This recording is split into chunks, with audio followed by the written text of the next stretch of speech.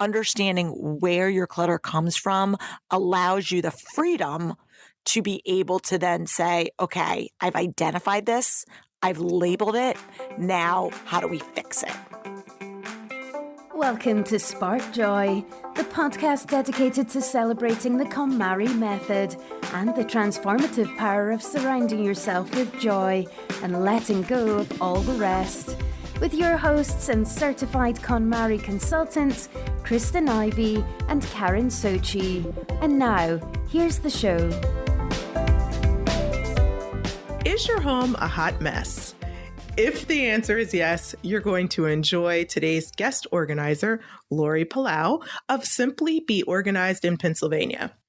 Laurie is a speaker, author, and host of the podcast, This Organized Life, where her listeners get a glimpse into her not-so-perfect world as a wife, mom, and professional organizer.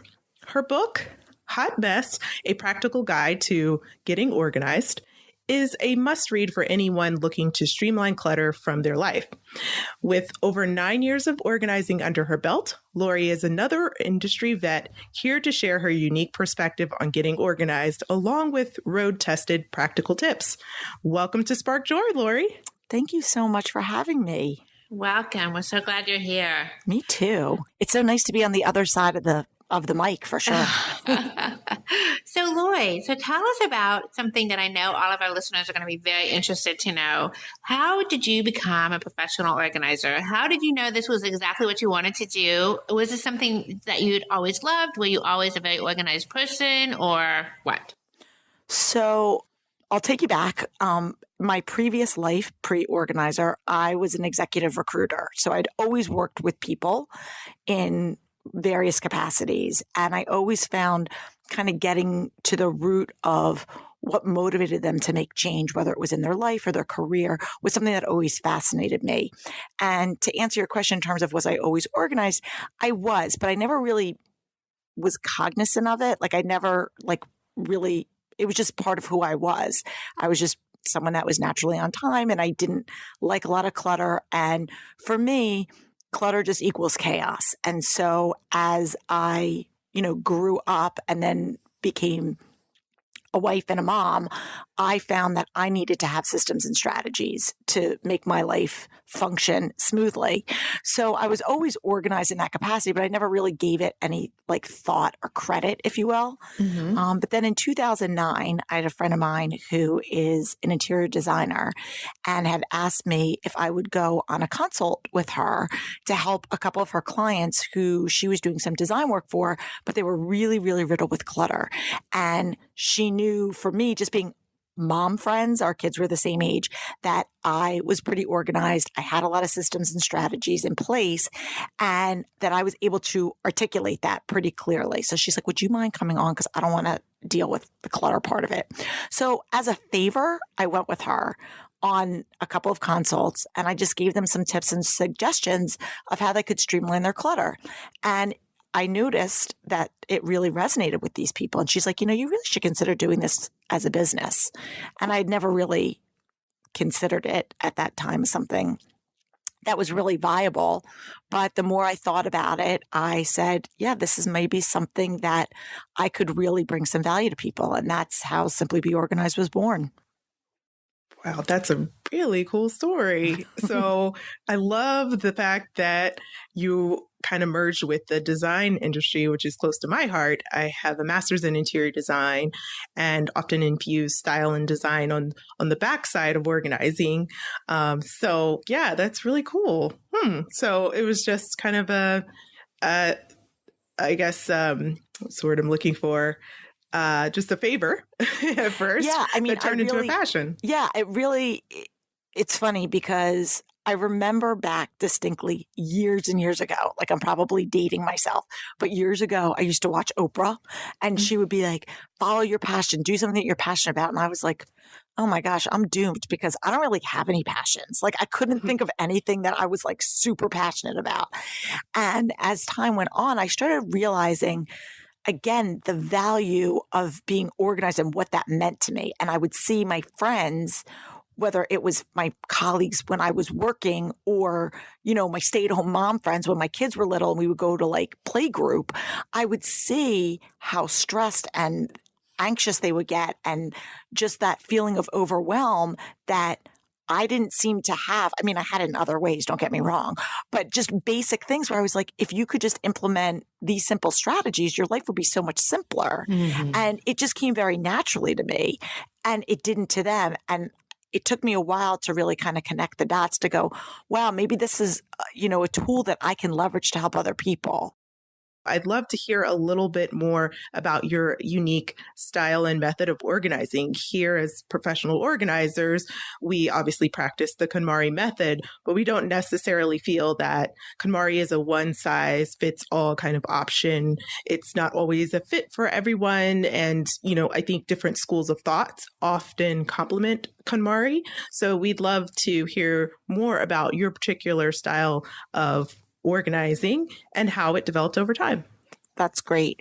So basically, my approach is to get to the root of where your clutter comes from, because I believe that it's a behavioral change that once you can get that behavioral change, the implementation, the tactical strategies will naturally follow suit. But until you can understand where your clutter comes from, what is holding you back, you're really not going to be able to make lasting change. And the analogy that I often make is going to a doctor. So let's say you have a headache and you keep taking Tylenol and the Tylenol's treating it for a little while, but then your headache comes back and the Tylenol wears off and you go through these different cycles and you could try different things to try to alleviate that. But until you really get to the root of what's causing that headache, you can't officially properly treat it. And so what I find is a lot of times people get frustrated because they're making attempts. I think everybody wants to be organized. I think I've really never met anybody that says, I have some people that say, yes, I like my clutter. I'm comfortable in it. But I think ultimately most people, if they are given the choice, would rather live in an organized space. But I think what happens is a lot of people just get frustrated because they don't know how to get there and they make, attempts that fail repeatedly. And then that's demotivating. So the first thing that I do is I help my clients or my listeners identify what the root of the clutter is. And I've broken down clutter into 3 main categories. And those categories are physical clutter, which is stuff that you see. It's the obvious stuff. It's toys on the floor, overflowing closets, dishes in the sink, piles of paper, you name it. That's physical clutter. But then the next type of clutter is what I call emotional clutter. And emotional clutter is the guilt or the fear that holds you back from making a change. And it could be guilt that my kids made this, and if I get rid of it, I feel like a bad mom. It could be the fear of, if I get rid of this paper, this bank statement, what if I need it? Am I going to be able to access it? It could be, I spent a lot of money on these really expensive shoes, and even though they kill my feet and I'm never going to wear them again, I'm going to hold on to them because I spend so much money on them. I feel guilty giving them away. So emotional clutter is really what handcuffs you from being able to take action on the stuff that's in your life. And it holds a lot of people up. And until you can really kind of dig deeper into the emotional clutter, it's really difficult to make that lasting change without remorse and without it being a struggle.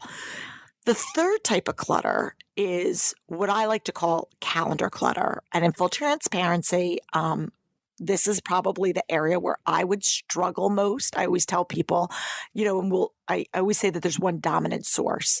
Although a lot there, if I were to do this in a model format, they would be concentric circles overlapping because I think they all really fester into one another. But calendar clutter really results in time.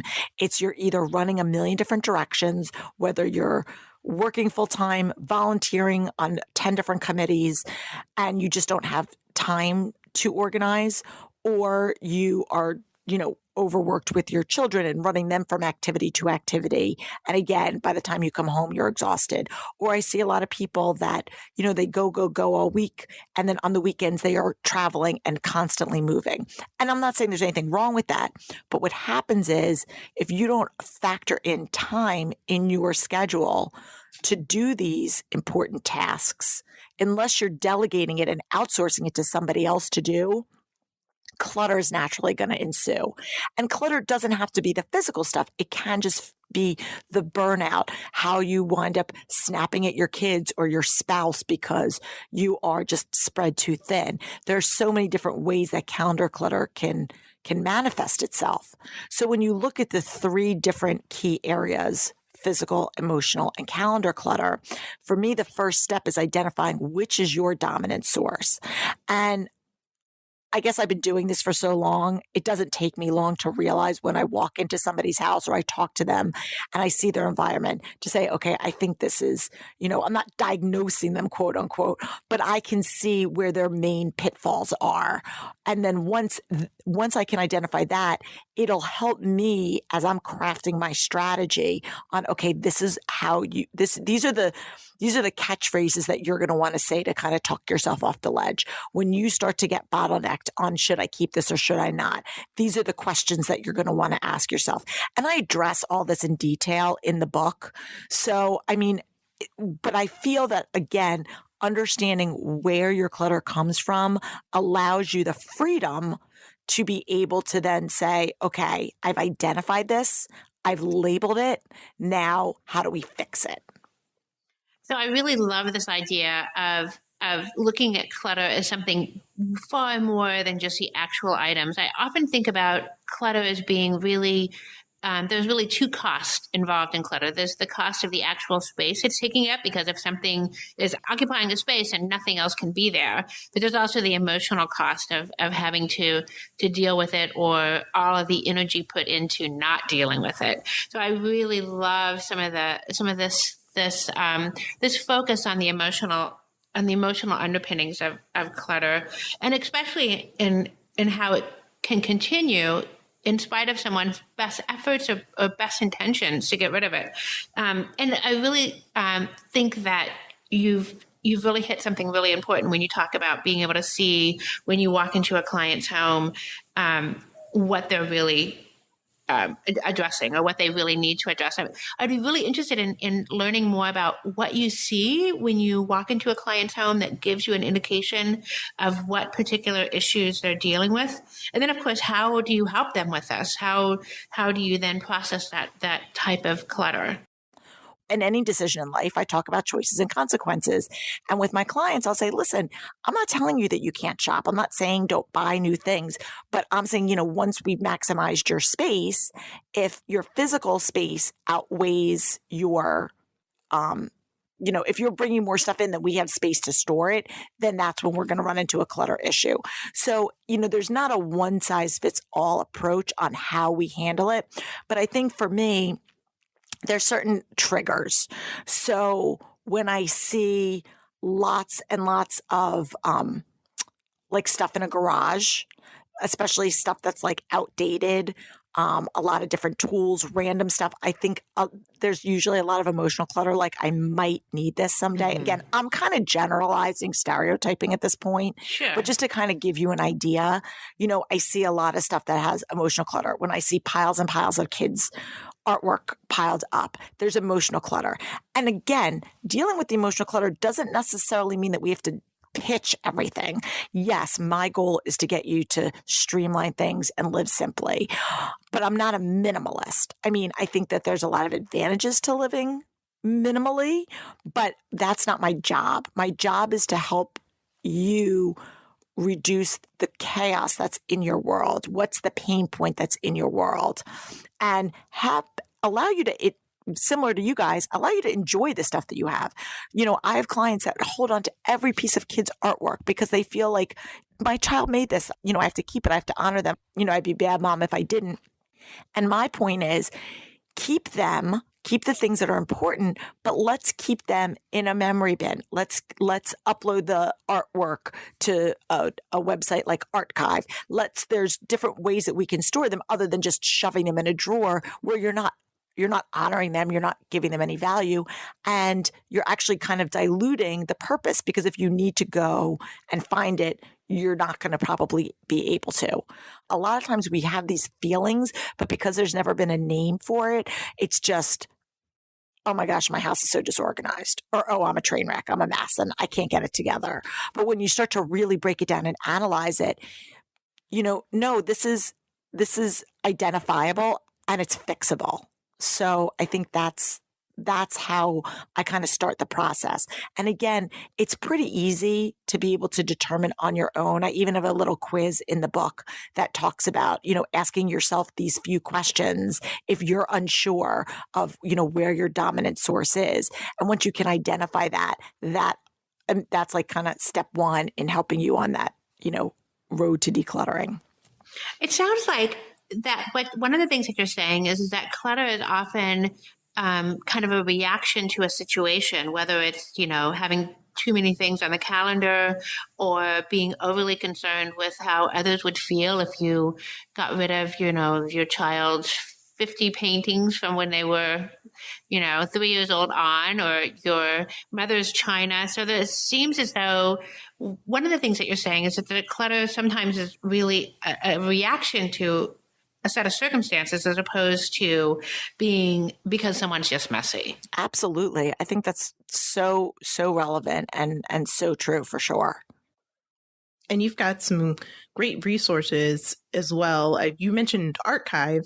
Mm-hmm. I think that's a great one. If you could tell us a little bit more about that for those who aren't familiar, and any other tools that you pass along to your clients that help them really get over this hump or this wall where they have trouble letting go.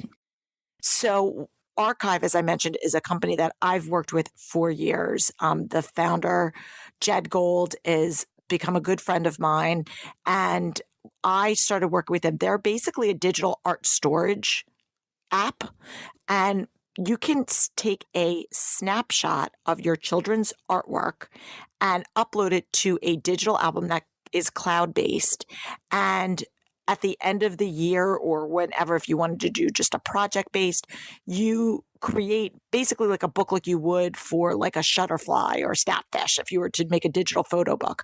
And they give you, and what's great about it is it can go chronologically. You can have one for each of your kids for every year. So you could do one for like all of your kindergarten stuff or all of your pre-K stuff. So, Laurie, we've talked about this whole idea of a dominant clutter source. We talked about the physical, the emotional, the calendar clutter. And when someone takes the step of confronting it and understanding what their dominant clutter source is, I guess the next step would be to start the process of decluttering. Do you suggest that they start with trying to attack that dominant source first, or do you save that for later on in the process? I think it kind of works hand in hand. So really a lot of times when people will come to me, they're kind of at the end of their rope. Like they're just overwhelmed and they're waving the white flag in general. Mm-hmm. Like I've had enough is enough. I've tripped over that toy one too many times. The closet rod is broken and I'm just drowning in everything. Right. So they have multiple pain points. But what I try to do is really break it down and say, okay, so for me, I say, let's look at your space as a whole, right? I do what I call like an organizing diagnostic. So I like look at their entire space from top to bottom to kind of see, okay, where do I see some habits? Where do I see trends? So it's me just kind of, again, assessing the situation. But what I will do is I'll say, okay, so I know the dominant clutter source, the dominant source of clutter. They may know it or they may not at this point. But I think in terms of an action plan, I always say, let's start with your biggest pain point first. And I think this is kind of one of the ways that our methods slightly differ. Mm-hmm. And I think that there's, I certainly have an opinion about the organizing by category versus by room. But I think for me, it's about, let's just look at your pain point and say, okay, so right now, your kitchen is is making you crazy, right? You don't have like an efficient space there and you really need to maximize your pantry, blah, blah, blah, blah, blah. Let's start there. My organizing process is different than the dominant clutter source. So I will pick up their spot, and then I use what I call my ESP method, which is the empty, sort, and purge method.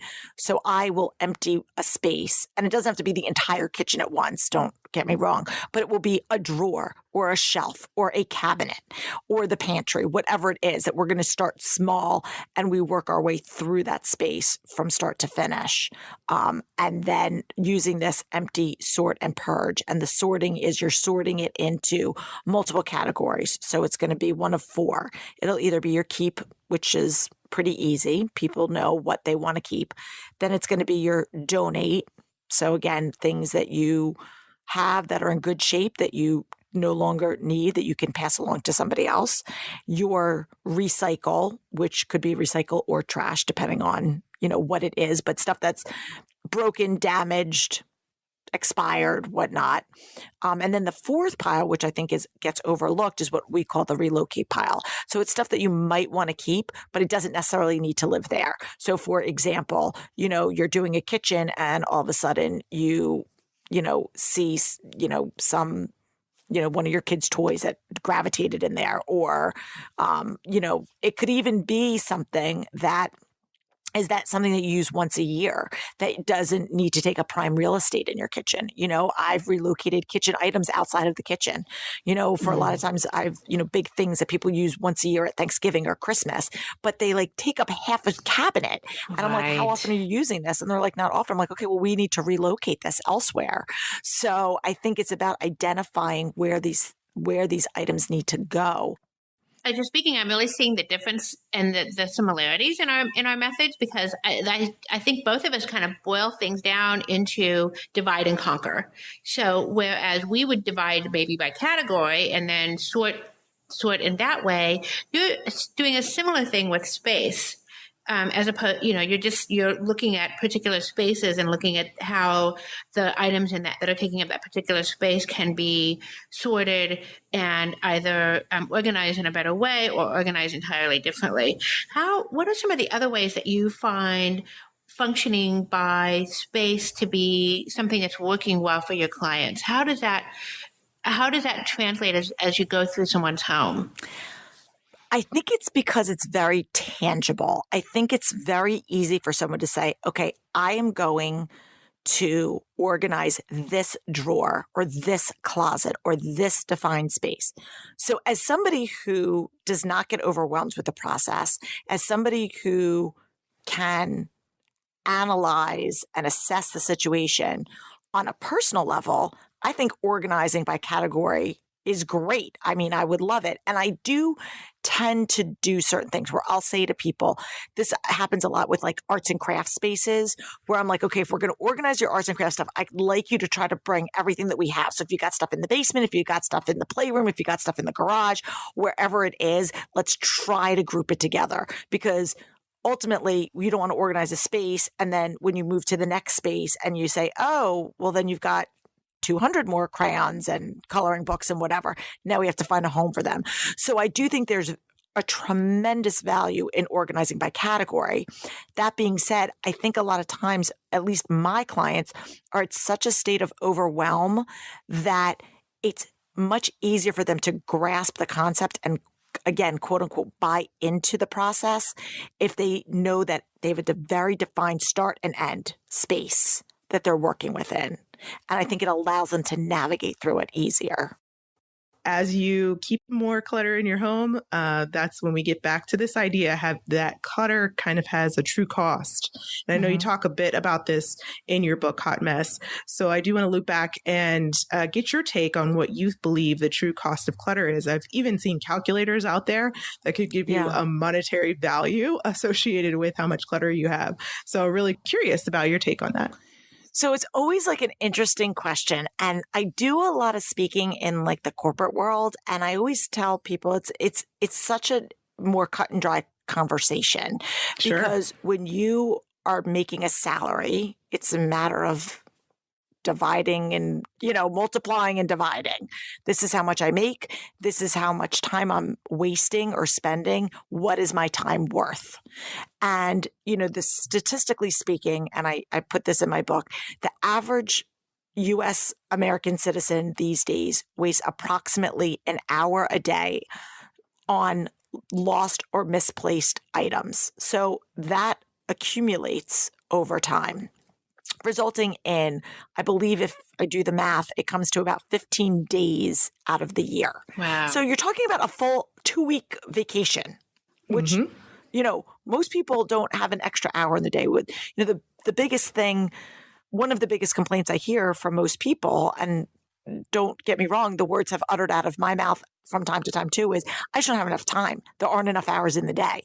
So when we think about, we're all pulled in multiple directions between work and family and, just trying to maintain friendships and self-care and all the things that are on our plate, it's very, our time gets sucked up so quickly.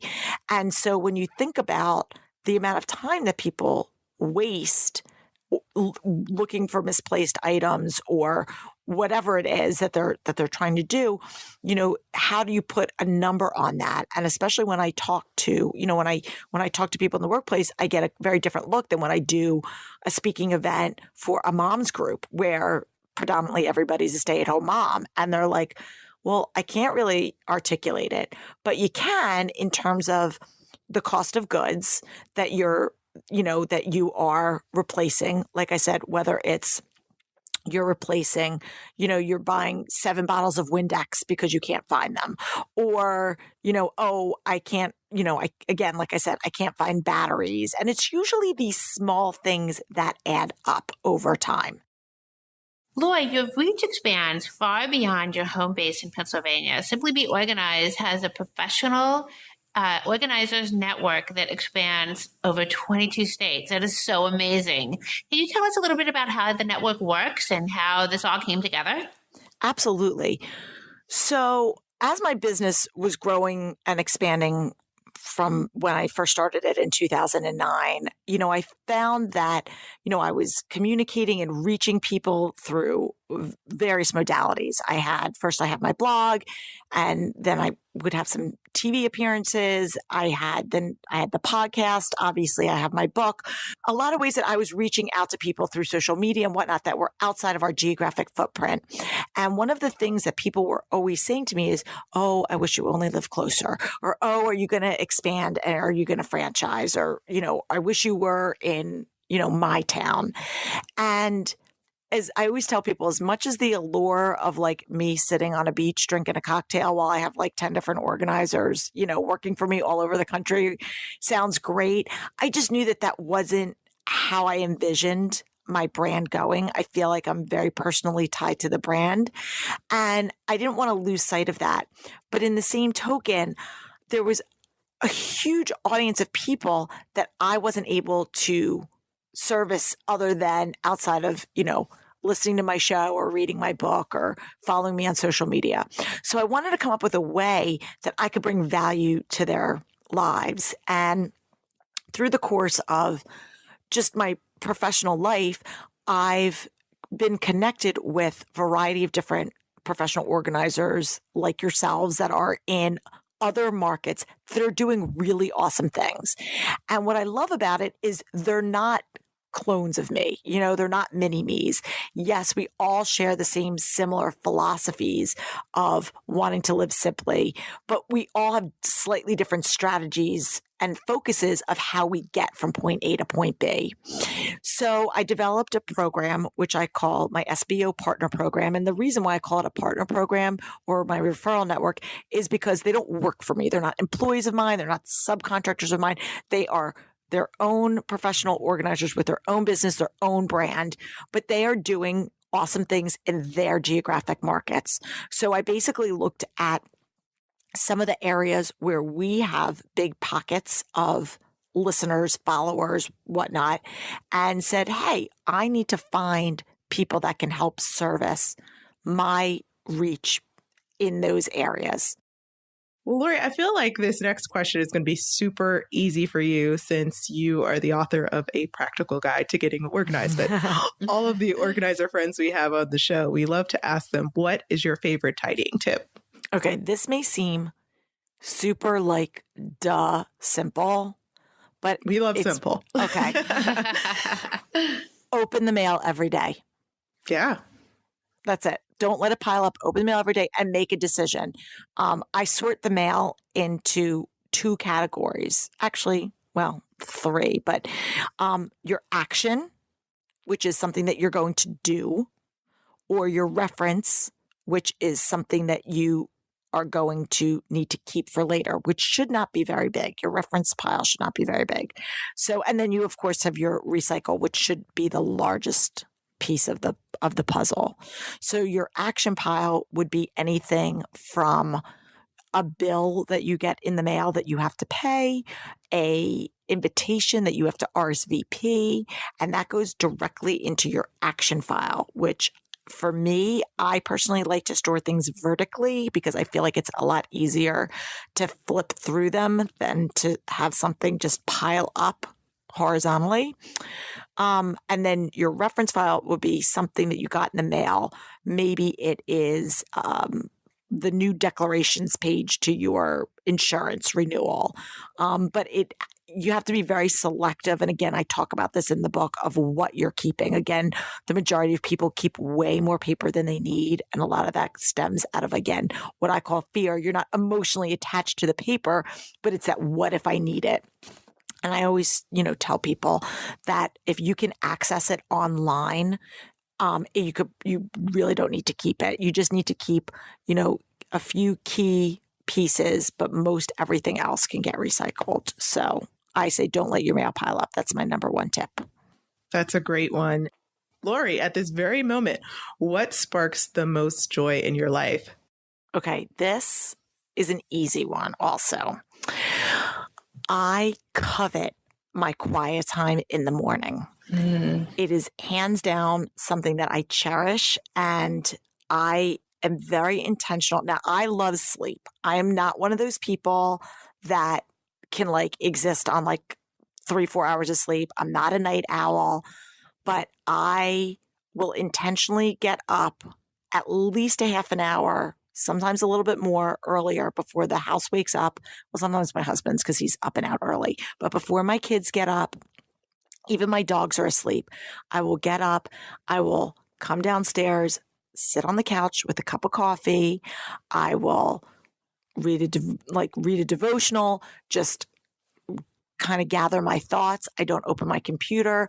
I just have that quiet time I don't want to say I meditate, which I think is an awesome thing to do. I just haven't quite mastered that yet, but just to have that time to kind of process what's going to happen in my day, how I'm going to approach it before the craziness ensues, to me is really something that I just cherish. Lori, what about some parting words of wisdom for our listeners? I think for anybody out there, the key is, first of all, to start small. I always say your clutter didn't accumulate overnight. Don't expect it to go away in the blink of an eye. So stop beating yourself up and just start small. The fact that you want to make a change is a huge, huge, hurdle that you've already accomplished. And I also want to tell people, just remember that clutter isn't limited to what you see on the outside. It's how it makes you feel on the inside. I see a lot of people walking around and they feel like they have to put up these pretenses, like they look all put together, but then they come home and, they're really feeling, completely out of control again, whether it's they're just running a million miles an hour or, their life is filled with disorganization from a physical sense. And I think it's really just remember that clutter goes deeper than a pile of papers or a labeled basket. It's really about how it makes you feel. And I always tell people, if it's a pain point for you, that's when you need to change. I could walk into a space and see, lots of what I deem as clutter. And if it doesn't bother you, you're not going to be inclined to fix it. So once you can identify that something is causing you stress, that's the first trigger to know that it's time to impart some change. Right. So good. Thank you, Laurie, for sparking joy with us today. Well, thank you so much for having me. Thanks so much, Laurie. To connect with Laurie, you can find her at simplybeorganized.com, and that's simply the letter B and then organized.com. Listen to her podcast, This Organized Life, or join her social media community on Facebook, Instagram, and Twitter at the handle Simply Be Organized. So now we want to hear from you. Tell us your burning tidying questions or share stories about how KonMari has impacted your life. You can find us at sparkjoypodcast.com and click Ask Spark Joy to leave a question or comment for a chance to be featured on next week's show.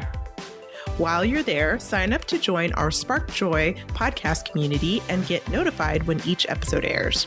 You can also join the Spark Joy podcast community on Facebook, Instagram, or Twitter at the handle at Spark Joy Podcast. Thanks for tuning in, and we hope your day sparks joy.